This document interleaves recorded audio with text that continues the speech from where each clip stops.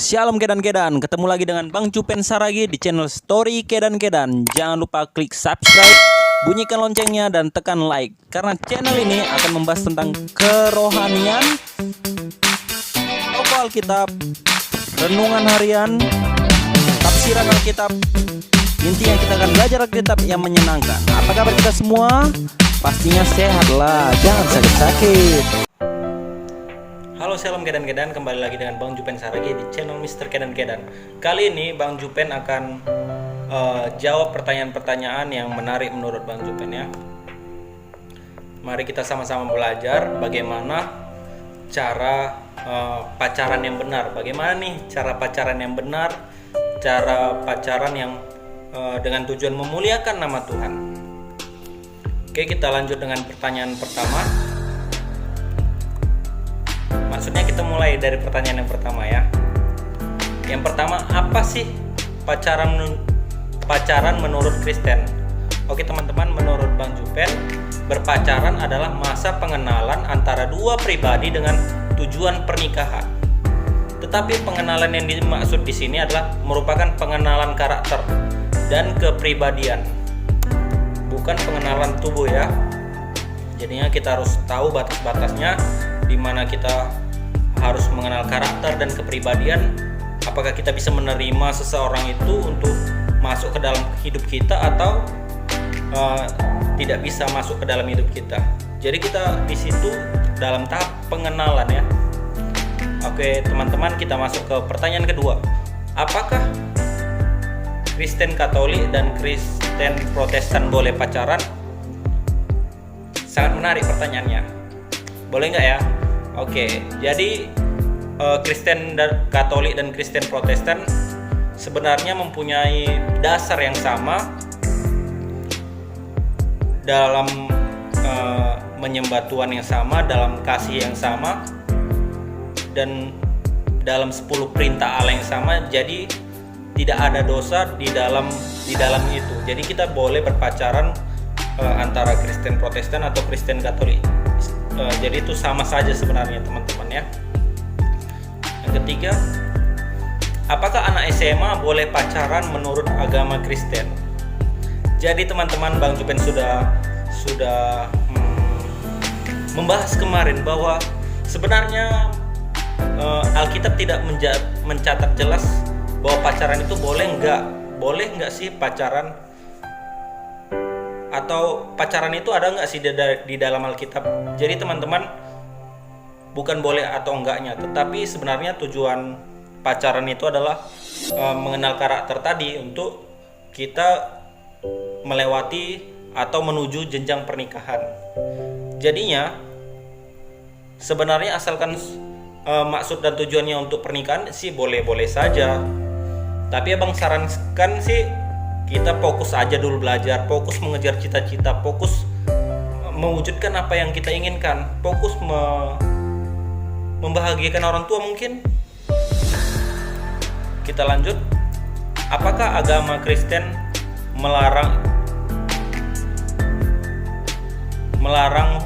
pacaran sesama jenis? Wow. Jadi teman-teman, kalau agama lain saya tidak mau bahas. Jadi agama Kristen sangat jelas menganggap ini adalah sebuah kejahatan, sebuah kutuk. Jadi ya agama Kristen sangat melarang pacaran sesama jenis, karena Tuhan pada awalnya sih menetapkan semua orang itu berpasang-pasangan, sama sepertinya Adam yang berpasangan dengan Hawa. Tuhan menciptakan pasangan yang sepadan dengan Adam, yaitu Hawa, bukan sesama jenis tetapi berbeda jenis. Adam pria dan Hawa adalah wanitanya. Jadi di sini kita lanjut lagi ke pertanyaannya ya. Apa saja sih manfaat pacaran? Jadi pacaran ini sebenarnya sangat baik. Jadi di saat kita dapat menjalinnya hubungan itu dengan saling mendukung, saling memotivasi, saling menjadikan sesuatu itu menjadi sebuah gairah, sebuah semangat. Jadi selama itu positif, sebenarnya itu menuju hal-hal yang baik teman-teman. Bisa juga mengurangi stres, asalkan pacaran itu sehat. Pacaran itu menuju cinta kita kepada Tuhan lebih lagi, mengenal Tuhan lebih lagi. Dapat kita bersama-sama datang kepada Tuhan, memuji bersama, menyembah bersama. Itu dinamakan pacaran yang sehat, teman-teman. Oke, kita lanjut. Apa sih Bang itu pacaran sehat dan contohnya? Tadi udah Abang jelaskan ya, pacaran sehat itu adalah pacaran yang membuat kita menuju pengenalan Tuhan lebih lagi. Jadi pacaran sehat itu pacaran yang bebas dari paksaan. Karena itu penting, teman-teman. Setiap orang atau setiap kita dapat menentukan batasan-batasan yang kita inginkan. Dan di dalam hubungan itu pun dapat kita membuat batasan-batasan bahwa pada saat kita pacaran, kita mempunyai batasan fisik. Tidak boleh dicium, tidak boleh dipeluk, atau sesuatu hal yang berhubungan dengan fisik. Abang sarankan jangan dulu, karena kita adalah bait Allah, bait Roh Kudus, supaya kita menjadi kudus di hadapan Tuhan. Oke? Selanjutnya, umur berapa sih Bang kita boleh pacaran? Jadi sebenarnya kalau Abang sarankan sih, kita pacaran itu di saat kita sudah mapan, sudah mempunyai pekerjaan, sudah mencapai cita-cita yang kita inginkan, sudah dewasa rohani, sudah mengenal jati diri kita sendiri. Jadinya kalau dia usianya sebenarnya tidak Abang batasi, cuman Abang sarankan kalau untuk pria 20 di atas 25 tahun, kalau untuk wanita di atas 20 tahun. Bang, apa sih arti komitmen dalam hubungan? Oke, komitmen itu adalah sebuah dedikasi kita, memberikan diri kita waktu, memberikan diri kita sebuah peluang untuk memberikan cinta kita kepada pasangan kita dalam jangka panjang, jangka yang lama. Misalnya sebuah ikatan dalam pernikahan. Bisakah kita komitmen dalam ikatan pernikahan tersebut? Bang, saya lagi menjalin hubungan nih dengan seseorang. Bagaimana cara hubungan itu agar langgeng dan harmonis? Seru nih. Jadi teman-teman, untuk membuat hubungan kita langgeng dan harmonis itu, yang pertama adalah cinta Tuhan. Jangan pernah mencintai seseorang yang tidak cinta dengan Tuhan.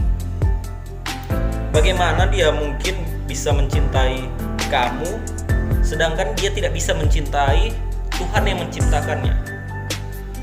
Yang kedua, tunjukkan kasih kamu. Saat kita memberikan kasih kita kepada orang lain, dia bisa merasakan bahwa kita sangat mengasihi dia. Selain mengasihi Tuhan, kita juga harus mengasihi sesama kita. Selanjutnya adalah komunikasi yang baik. Selipkan atau manfaatkan waktu untuk komunikasi yang baik. Mulailah belajar bahwa kita harus berbicara hal-hal yang menuju tentang pernikahan. Bagaimana nanti gerejanya, di mana kalian akan bergereja, apa yang harus dilakukan setelah menikah. Hal-hal yang setelah menikah harus dibicarakan pada saat kalian berpacaran. Bukan lagi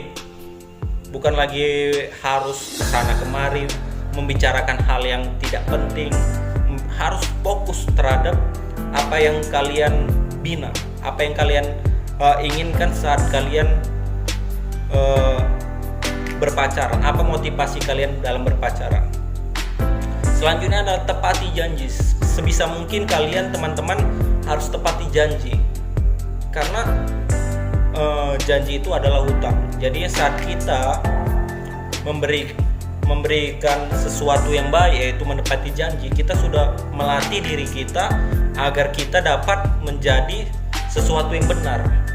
Mulailah dari perkara-perkara kecil untuk kita melatih kedewasaan kita dalam perkara besar.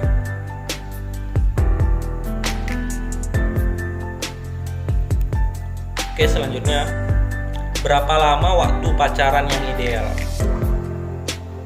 Oke, di sini teman-teman saya mau jawab menurut pakar hubungan di Susman Counseling di New York menjelaskan bahwa 4 tahun dianggap sebagai masa pacaran yang ideal untuk melanjutkan ke jenjang yang serius.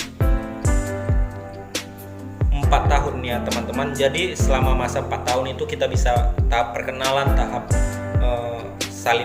saling mengenal karakter, saling mengenal keluarganya, apakah kita bisa menerima keluarganya, apakah kita bisa masuk ke dalam keluarganya. Yang penting kita pacaran secara benar, secara sehat untuk memuliakan Tuhan itu kembali ya. Oke, terima kasih. Tuhan memberkati.